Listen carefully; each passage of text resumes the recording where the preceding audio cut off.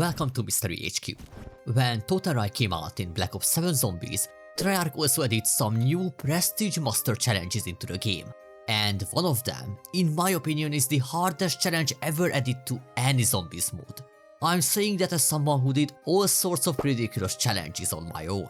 On paper, the challenge sounds simple. Complete Totenreich's main quest with every wicked relic active from Totenreich and from previous maps.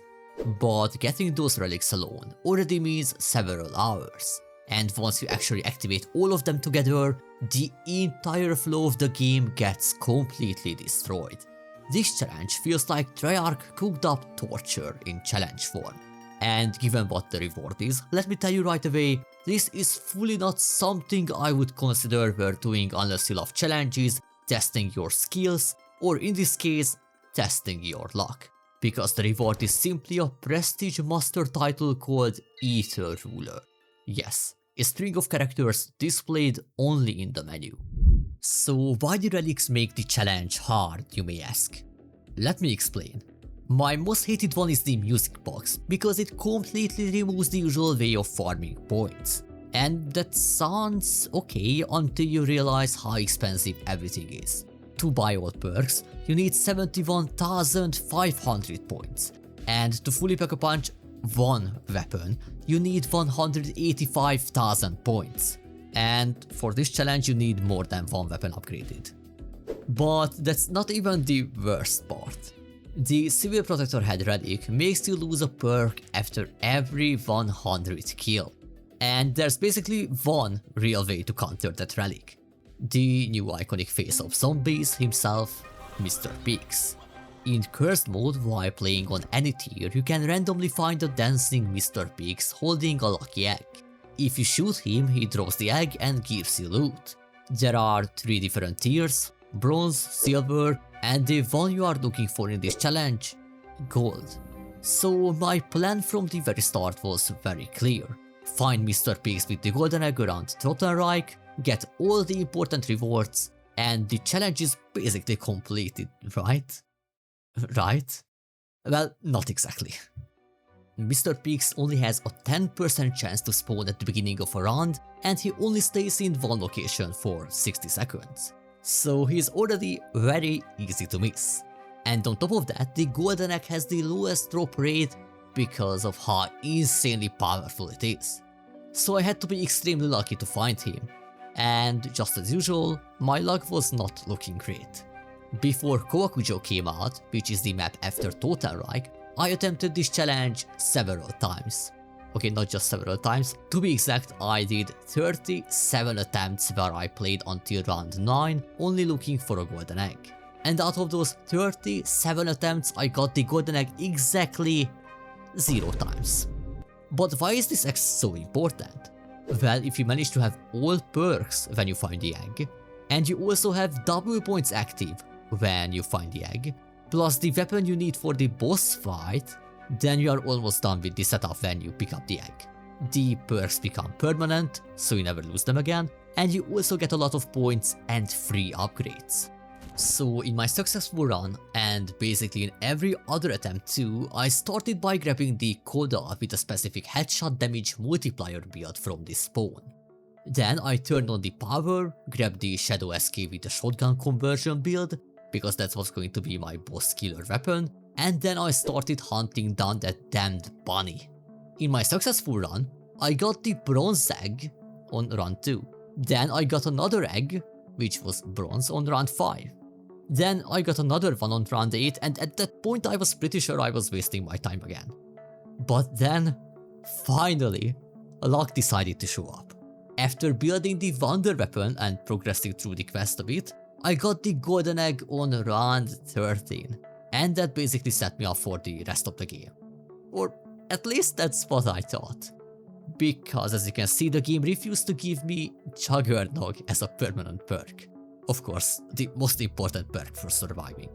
And that's especially bad because another relic makes zombies and every enemy deal double damage to you. So now I had almost everything, but not the one perk that matters the most. So I was already talking about the perk losing relic, the critical damage only relic, and the double damage relic, but there were still 5 more modifiers required for the challenge that I haven't even mentioned yet. So there's the boss relic that makes the enemies regenerate health, the dragon head relic makes you unable to buy ammo, so you are fully dependent on max ammos, the blood vials remove all your augments, meaning all perks and the field upgrade work on the base version. The Magdor helmet relic turns off the arsenal machine, so you can't even upgrade the rarity of your weapons normally. And lastly there's the Agartha device, which rotates what kind of zombies spawn each round. So if you get normal zombies, you are lucky. If you get the frost zombies, you are kinda lucky, especially with the Jotun star. But the other zombie types can seriously bottleneck your run. Toxic zombies explode when you kill them, and they deal so much damage that only 2 of them can kill you even with Juggernog. So against those you need to fight from a distance, and the Koda variant I was using was perfect for that. Or later you can use the Ray Gun Mark II, which you get from the Golden Egg. And this is the point where I completely regret not doing this challenge before Kowakujo dropped.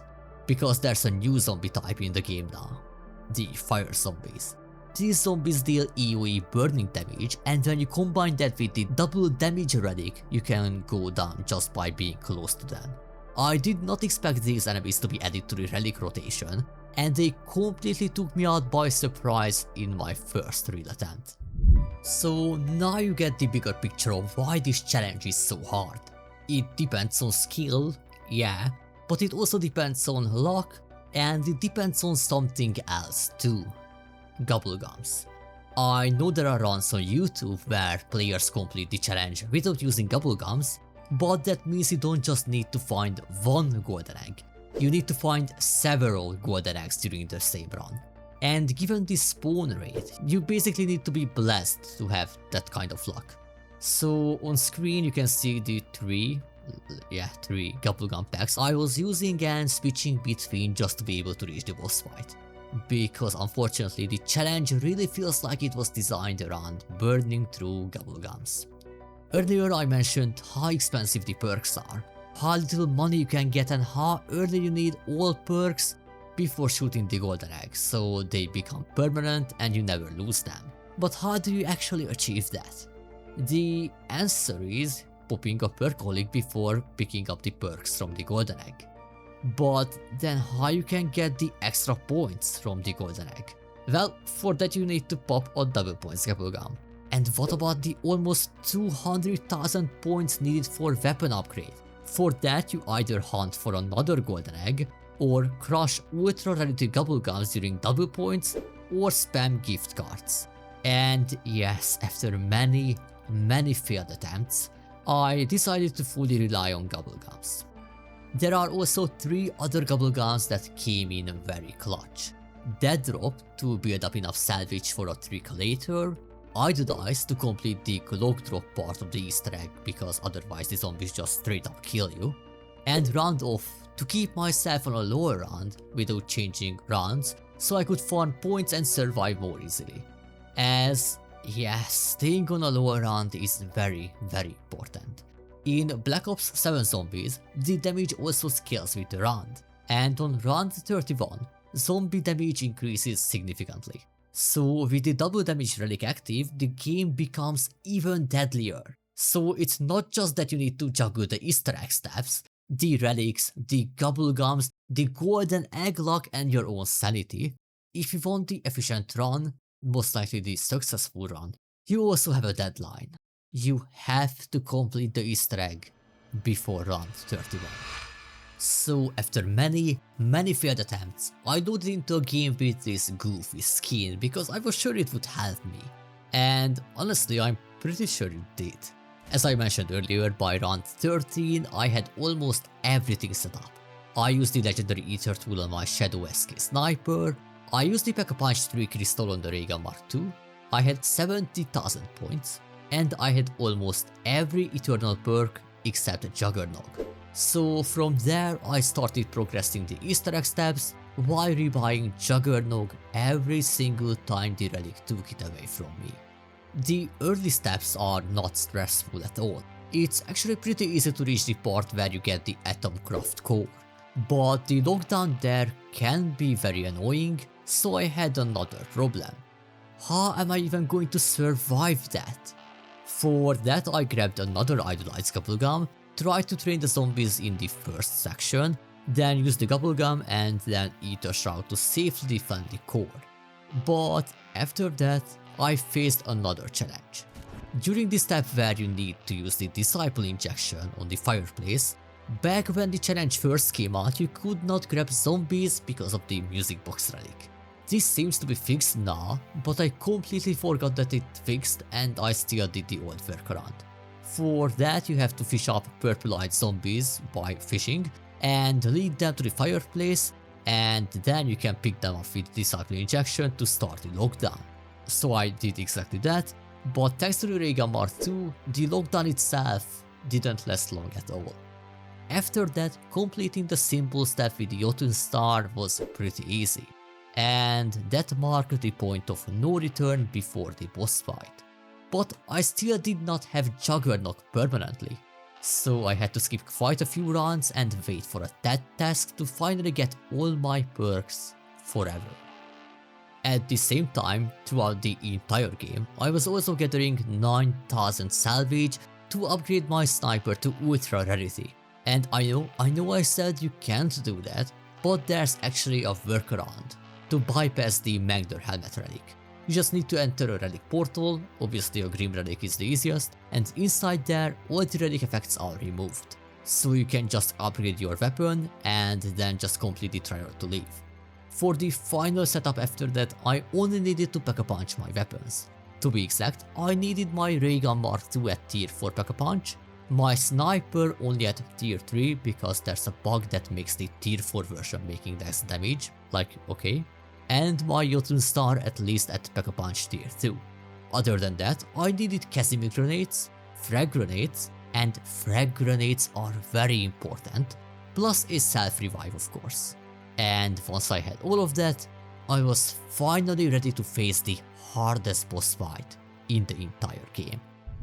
Okay, I exaggerated a little bit. This fight is not easy, but I wouldn't say it's the hardest part of the challenge. Especially because if you go down, you can just save and quit, reload, skip the round and try the fight again. As long as you are still under round 31, you would not have any issue. During the first phase, I tried to kill some zombies, but when I saw the opening, I just did this parkour move to get into safety, and I shot the boss's weak point until the zombies caught up on me. Then I obviously had to move, let the boss knock down tier, and just wait until I could damage him again. The best tip I can give to anyone trying to do this challenge is to kite Dravakar to freeze the right side of the arena. That's the part I'm currently in the footage. This lets you to camp on the left side with the Jotun Star and kill the frost zombies safely. This trick made the first phase so much easier for me. From there, it became just a long waiting game. I kept doing the same movement to get rid of the zombies, shoot the boss, then wait until I could damage him again. It took me nearly 10 minutes to slowly chip away its health, but I think doing it this way is just worth doing cause you are safe. At one point I also used the war machine, but honestly it didn't make a huge difference. Then came the ice head phase, which is the easiest part. I mean, just look at this strategy. The damage phases were also fairly simple. The key is to stand behind the pillar and safely shoot Dravakar, then move whenever he freezes the part of the arena. I decided to only pull out the lantern whenever I was already getting damage. But there's a much safer method, although it takes much longer. You can get the Icebane helmet before entering the fight, and that side Easter egg helps reducing frost damage. Anyway, there's not much more I can say about this phase. But the final phase, oh my god, that could have been stressful. I tried to reach that part flawlessly so I could use a little trick with self-revive. The idea was to damage the boss until I went down, but then not to use my self-revive immediately. Instead, I stayed down and emptied an entire ammo of the Ray Gun Mark II into the boss. Then I of course revived myself, popped max ammo and Aether Shroud, survived for a little bit, and then I went down again. Because if you completed the Easter egg on Astra Malorum, the game gives you an extra life reward, so I had another chance to just spam the boss with the ray gun Mark II without worrying about dying. And then, when I finally saw the ending animation cue, I revived myself and finished the Easter egg, and that was it. Aether Ruler completed solo. The hardest challenge I've ever done in Zombies. So was it worth the reward? Absolutely not. Was it worth for the challenge itself? Honestly, yes. Because as painful, luck-based and bubblegum hungry as this challenge is, finally completing it solo felt insane. But I still fully stand by what I said at the start. This is not something I would recommend to most players unless you are really love testing your skills, your patience, and especially your luck. So if you enjoyed this video, don't forget to leave a like and subscribe for more zombies content. Anyway, thank you all so much for watching, and hopefully I will see you in my next video.